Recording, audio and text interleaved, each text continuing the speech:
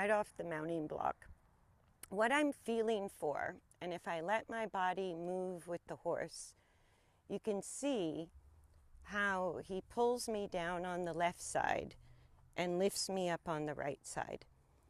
That's his body weight. So where he's lifting me is the tight muscle, the increase of force in muscle, and where he's pulling me down is where his weight is going, right? So I'll come at the camera so you can kind of see this is what his back is doing.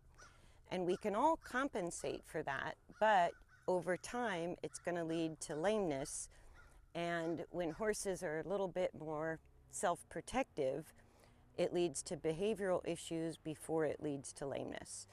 So what I'm going to do is he wants to put me here on a right turn. I'm going to put my weight here. And this feels to me like a huge exaggeration. But every time I feel an upward force near the back right quadrant of my saddle, I'm just dropping my body weight there, really in order to stay balanced and level over gravity myself on an unbalanced force of motion that he's creating because of his coordination. So I'm going to sit on the right side because that's where I feel the greatest amount of muscle tension or upward force against my body. So that tells me where to put my weight, and it also tells me his weight is going forward to the left front, and that the restricted or less mobile or less functional leg is the right hind. So if I stay level, even though my body weight is unequal, if I stay level over gravity by putting more weight against that upward force, then I start to help him correct sort of the dysfunctional use of his spine and change his coordination. So it's like spotting somebody who's learning gymnastics or learning to walk on a balance beam. If his torso gets a bit unstable, then my weight or mass in the right location on his torso sort of helps him stabilize until he can figure out that's where his weight belongs, right? The other thing with a sort of disengagement of the hindquarters or weak hind leg, I like to work with straight and level on a circle because the tightness of the circle kind of, it discourages the leg from pushing too far backwards, and it encourages the leg to kind of come up closer to the center of the body, where he can use that for more resistance to his own body weight, which is how they unload the forehand. So as long as his neck is shortening in any way, shape, or form, I'm just happy he's not over curling it anymore. That's a big advancement. But he's used his neck for a long time to compensate for too much weight on the front end. And sometimes it's the front right, sometimes it's the front left. Today it's the front left. But he's generally weaker where he should be stronger through the hindquarters. So that's why it switches back and forth between the right hind leg and the left hind leg. So if I keep my weight and mass a little bit where I feel the upward force of tight back muscles, right, then I'm putting my weight where he needs to put his weight, and I know when he shifted his weight, because that force releases, that force goes away against my seat. It may move to another location. It ideally should kind of be in the crosshairs in the middle of my saddle, but it's not. So I have to go to where that force is and put my weight there. I'm using my reins and my calves to sort of keep the neck straight, try to keep the spine in an alignment and not bend, but I'm really using my weight to prevent his barrel from rolling and putting too much weight over on that left front and tightening up around the right hind. So step after step after step, all I can do is keep my weight where it needs to be. Oops. There's a little spontaneous adjustment. That would be a change of force through the muscle and maybe a little realignment of the skeletal coordination. right? That happens all the time. So as I go around on our circle, I can feel the hind leg under the saddle, which means it's kind of in the right place to start doing its job. And that's what the shape of a small circle kind of helps the horse figure out. My main work is to prevent the neck from bending and prevent the barrel from rolling. So I'm using my reins a little bit alternately left or right to keep the neck centered to my seat bones. And I'm using a lot of weight on my right side to prevent both of us kind of rolling or being pulled down to the left, right? And you can see he constantly alters the use of his neck a little bit, but he's finding ways, because his torso is not stable, he's shortening the neck muscles as a way to compensate for that unequal, unstable weight distribution through the forelegs, the back, and the hindquarters, right? So as I wait, I keep putting my weight in the right place, and as I am patiently waiting for him to figure out where to put his weight, right? I'm just giving the support step after step, but he's the one who has to change coordination.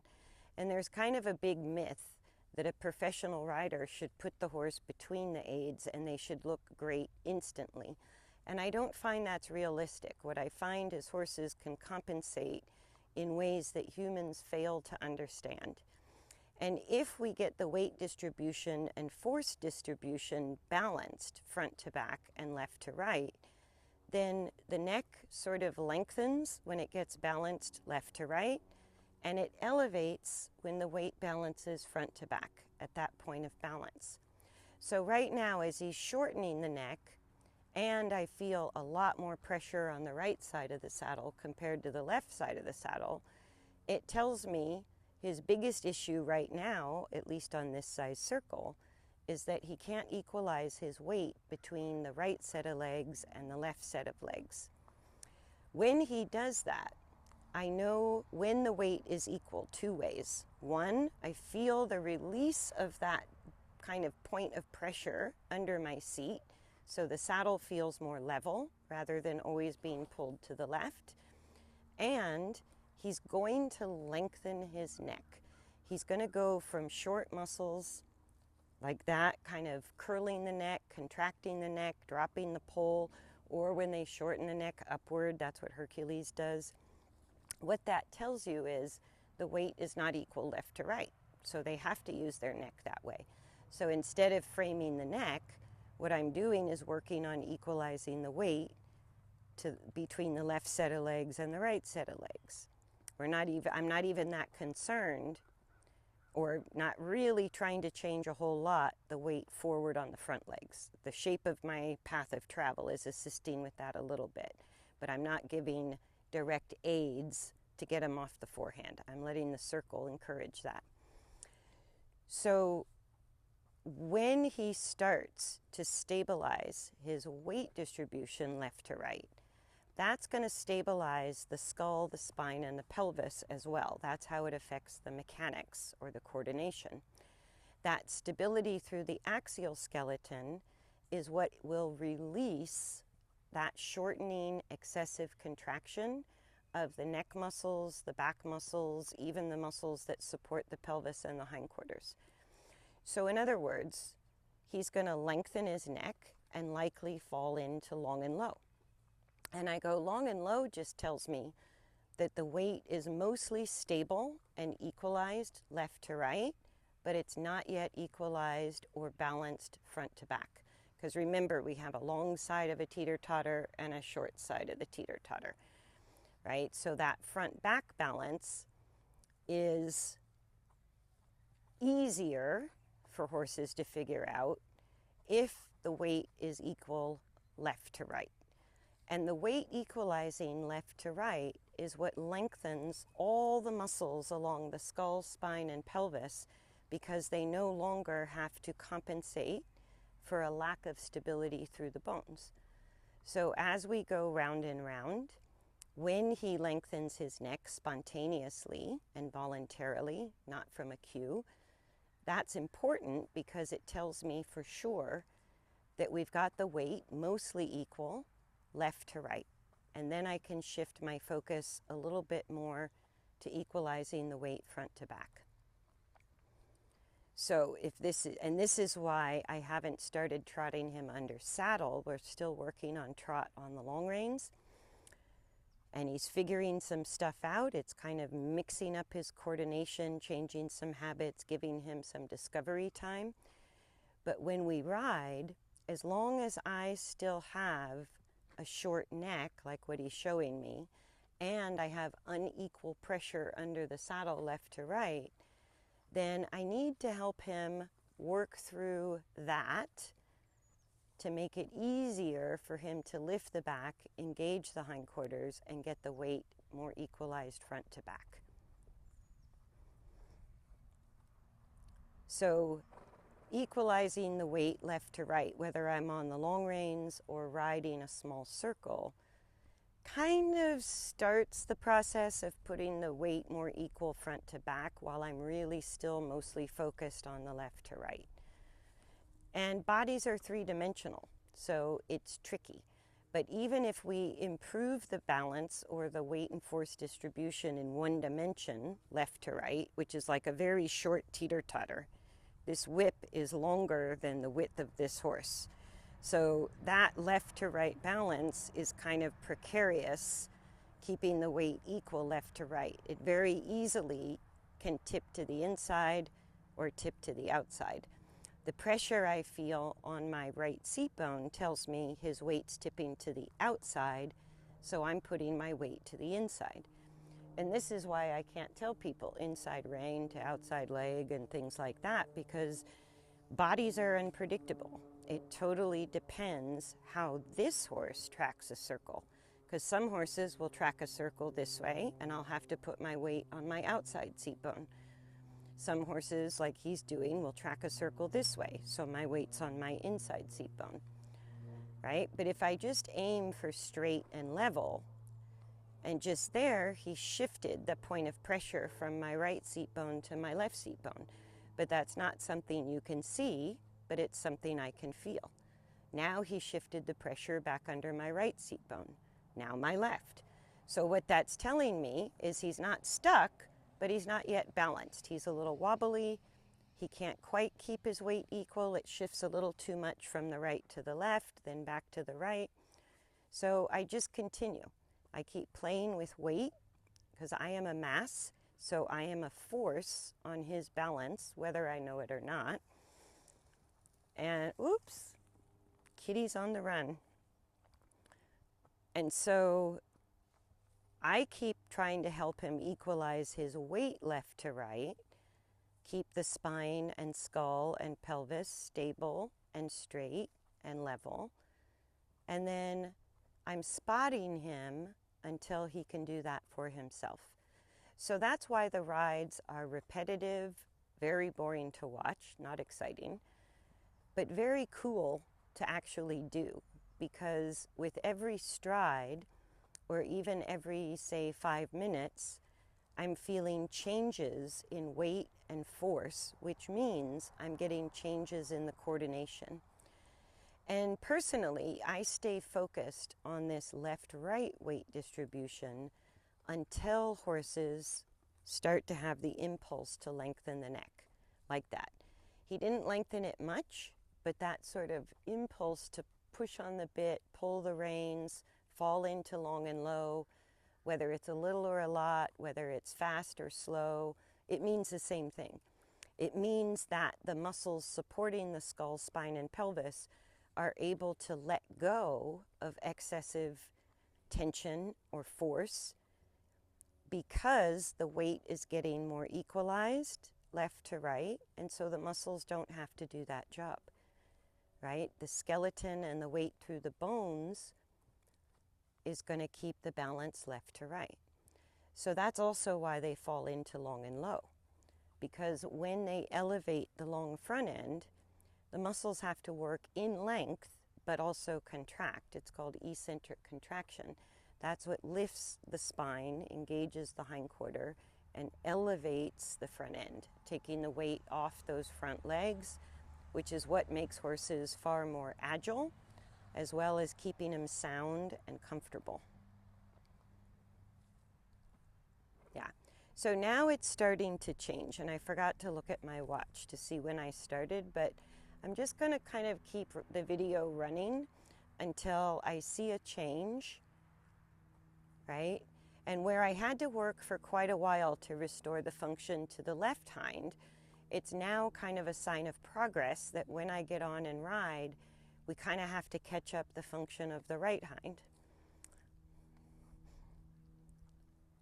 And each time it may shift from one leg being slightly less functional than the other, and I may play with one direction a little bit more than another.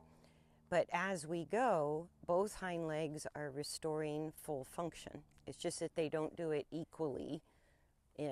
Most horses don't do it equally. So sometimes I ride a little more to the right, depending on what I feel, and sometimes a little more to the left. So that impulse to lengthen these neck muscles tells me we're getting closer, and I also feel still more pressure on my right seat bone compared to my left, but less than when I started. So it's closer to equal, but not quite equal. And he tries to lengthen his neck, but he can't fully let go of that shortening contraction through the neck, which is actually interconnected with soft tissues all the way through the back along the spine and surrounding the pelvis. So it's really the whole top line muscle use that we see through the muscular use of the neck, right? And so he's free to put the neck up, down, in, out as much as he wants. I'm only using the reins to say don't bend your neck left or right, because he's already having trouble equalizing the weight left to right. So if he bends the neck, that makes it harder. If he keeps the neck straight, in line with the rest of the spine, then it makes equalizing that weight left to right a whole lot easier. So that's what I'm basically doing when I ride. But like I said, I really resisted kind of doing public videos and stuff for a long time because I'm often criticized for horses going too slow, not working them hard enough, not doing enough. And when I ride, feeling the weight and force and the balance, I couldn't push this horse harder because I'm working on his weakest links in the entire system of the whole body and trying to get every part of the body back into a healthy function. And it's just like us going to the gym. This is not a fast or easy process, or taking up yoga or dancing or martial arts. It takes time and repetition to learn a different coordination. But if I didn't work him and I just turned him out and retired him, his habits of coordination are the default setting, which means he's just going to go more lame and more lame if I don't actively try to change the coordination. So without working him and riding him, that navicular would have gotten worse and worse, or the ring bone would have gotten worse, and he would have just become more and more crippled because the coordination is constantly putting too much weight and force in the wrong parts of the body. And when I ride him, even if it's gentle and slow, so there's some of the lengthening of the neck I was looking for. Again, not perfect, but the right direction. And under my seat, I'm feeling more equal pressure between the left and right back half of the saddle. So it tells me his weight's still too far forward, but it's starting to equalize left to right. And then him trying to lengthen the neck confirms that what I'm feeling is actually happening, because we can sort of, I don't know, not notice or think we have it, but we don't. So my perception of equality isn't always accurate to reality, but him lengthening the neck, that's accurate. That's a spontaneous, dynamic change of posture that always comes as a result of equalizing weight between the left and right sides of the body. So that's why I call it internal straightness, because not only are we equalizing weight left to right, we're equalizing the use of the left and right hind legs. We're equalizing the use of the left and right front legs. We're equalizing the use of both sides of the pelvis and the hip joints and the back muscles and everything that happens on the left and right sides of the body. So that lengthening, again, is telling me he's starting to be able to keep his own weight more balanced left to right. When he loses it, he's going to shorten the neck. I'm going to feel increased pressure on one seat bone, and I'm going to plop a little bit of weight against that upward force or that increased pressure wherever I feel it in the saddle. So this is why if you're driving with the seat, if you're moving with the horse, if you're just trying to keep your seat bones equal to each other and your weight equal in the stirrups, it doesn't really get us anywhere, because that's not kind of how it works. And in order to be level, my weight on an unbalanced force can't be equal all the time. I have to resist the upward push and the downward pull.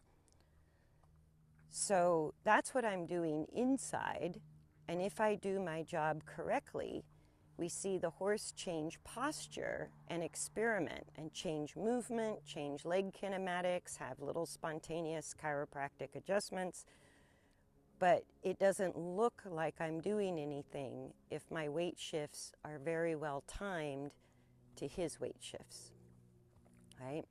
And then as he learns to keep his weight more equal left to right, which is still a work in progress, then all those muscles along the skull, spine, and pelvis are going to release more and more tension and find more and more length. So if, in other words, if he can't voluntarily, spontaneously maintain a long and low posture on this size circle, then we keep working on it. We keep getting better at it, ride by ride by ride, until I get on, and that's what he can do.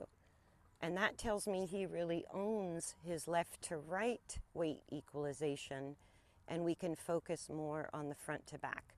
And that's where the transitions up and down, so halt to walk to trot, trot, or canter to trot to walk to halt, even playing with backup a little bit, those transitions are how he learns to balance front to back.